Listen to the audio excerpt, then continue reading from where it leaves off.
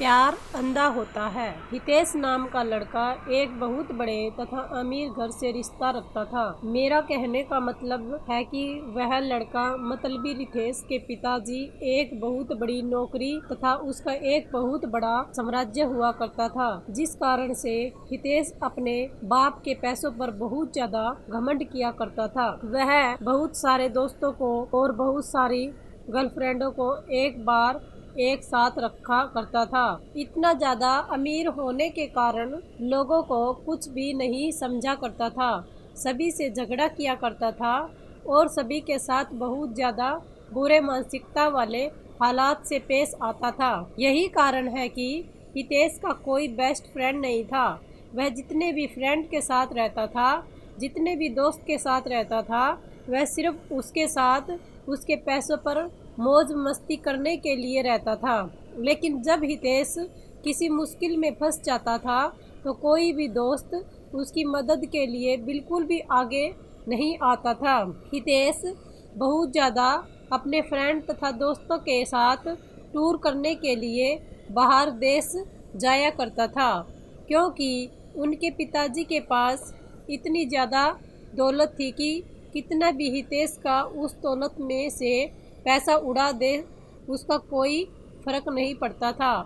इस कारण से हितेश उस दौलत को लेकर बहुत ज़्यादा घमंड किया करता था और हमेशा अपने दोस्तों को बहुत ज़्यादा पार्टी दिया करता था और फिर उसके साथ घूमने के लिए जाने के लिए कहा करता था।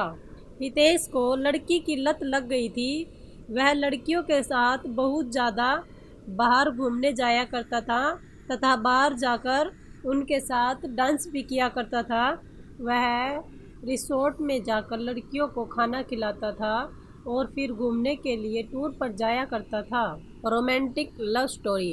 एक दिन हितेश किसी कारण से अपनी छत पर टहल रहा था तो उसके घर के सामने एक छत पर एक कहाँ से और बहुत ज़्यादा खूबसूरत लड़की तैर रही थी। हितेश अपने पैसों के दम पर सोचा कि चाहे कोई भी लड़की हो, अगर हितेश एक बार इशारा कर देगा तो कोई भी लड़की उसके आगे अपनी एटीट्यूड को नहीं रखेगी।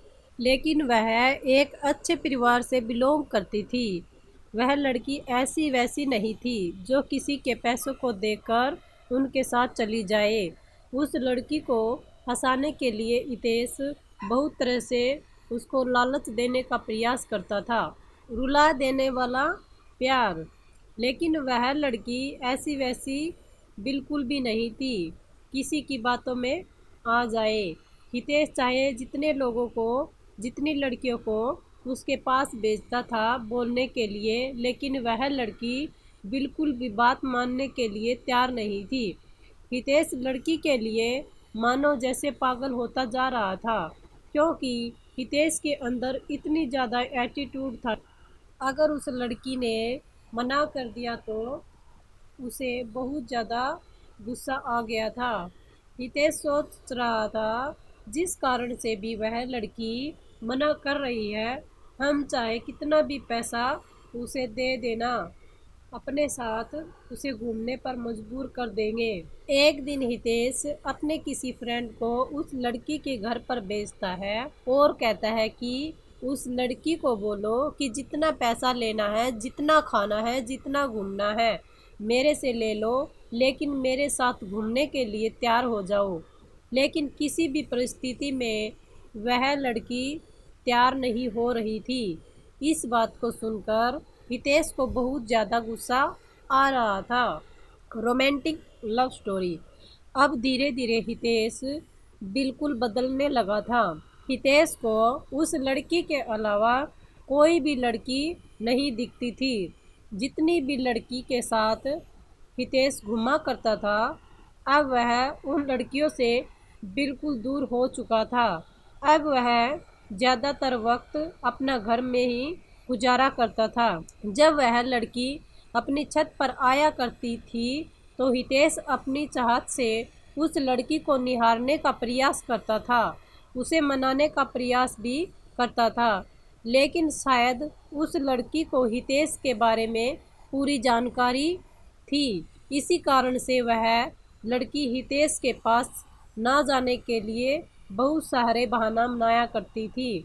उस लड़की के पिताजी एक सरकारी विभाग में कार्य कर रहे थे, जिसका ट्रांसफ़र होने के बाद वह हितेश के घर के पास वाले अपार्टमेंट में रहने के लिए आया था। वह लड़की दूर से आने के कारण उसका कोई दोस्त नहीं था। लड़की घूमने के लिए कहीं नहीं जाया करती थी, क्योंकि घूमने के लिए उसकी कोई सहेली नहीं थी। नया होने के कारण वह अकेले घूम भी नहीं पा रही थी। वैसे वहाँ की लड़कियाँ ज़्यादातर अच्छे स्वभाव की नहीं थी, जिस कारण से उस लड़की को कोई भी सहेली पसंद नहीं आ रही थी।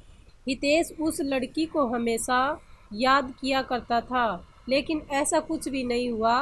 कुछ भी ना बीत जाने के बाद वह लड़की अपने अपार्टमेंट को छोड़कर जाने ही वाली थी, क्योंकि उसके पिताजी एक सरकारी ऑफिसर थे और उसका ट्रांसफ़र 3 महीने में दूसरी जगह हो जाया करता था। चलिए दोस्तों, आगे पढ़ते हैं रुला देने वाली स्टोरी। जैसे ही उस शहर में केदारी के 3 महीने गुजर गए, उसका ट्रांसफ़र अब किसी दूसरी जगह पर हो गया था। ऐसे में हितेश बहुत ज़्यादा दुखी रहने लगा था, क्योंकि वह जिसे प्यार करता था कभी भी उसे वह बात नहीं कर सका था। जैसे ही इस बात की जानकारी हितेश को हुई, वह बहुत ज़्यादा दुखी हुआ और सोचने लगा कि मेरी क्या गलती है कि मुझे वह लड़की आज तक सही से नहीं देखती। लेकिन माना कि उस शहर में उस दिन उसका अंतिम दिन था। हितेश चाहता था कि उस लड़की से मुलाकात करके मुझे कुछ बात करनी है। चलिए दोस्तों, अब हम आगे हितेश की रुलाने वाली स्टोरी पढ़ते हैं। जब वह लड़की बाहर जा रही थी तो हितेश नहीं जा रहा था। जैसी लड़की को देखा तो हितेश रुक गया। हुआ यह कि लड़की हितेश के पास जा पहुंची थी और हितेश को कह रही थी कि मुझे तुमसे कुछ बात करनी है। वह लड़की हितेश को कहती है कि आपके अंदर पैसों का बहुत ज़्यादा घमंड है और आपने बहुत सारी लड़कियों की ज़िंदगी को बर्बाद किया है, जिस कारण से भगवान तुम्हें यह सज़ा दे रहा है कि कोई भी अच्छी लड़की तुम्हें मिलना तो दूर की बात है, तुम्हें देखे तक भी नहीं गी। ऐसा कहकर माना कि आगे बढ़ जाती है। हितेश मन ही मन अपने आप को कोसता रहता है। हितेश सोचता है कि जो मेरे पास इतने पैसे हैं और कोई अच्छी लड़की ही नहीं मिलेगी, तो मेरे पास इतने पैसे किस काम के हैं। यह बात बिल्कुल सच है दोस्तों।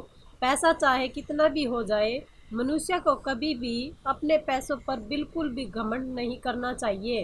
पैसा चाहे जितना भी हो जाए, वह आपके करैक्टर को नहीं सुधार सकता है। यदि आपके पास बहुत ज़्यादा पैसा है तो उसे संभाल कर रखें, वह अच्छी चीज़ों में उपयोग करें।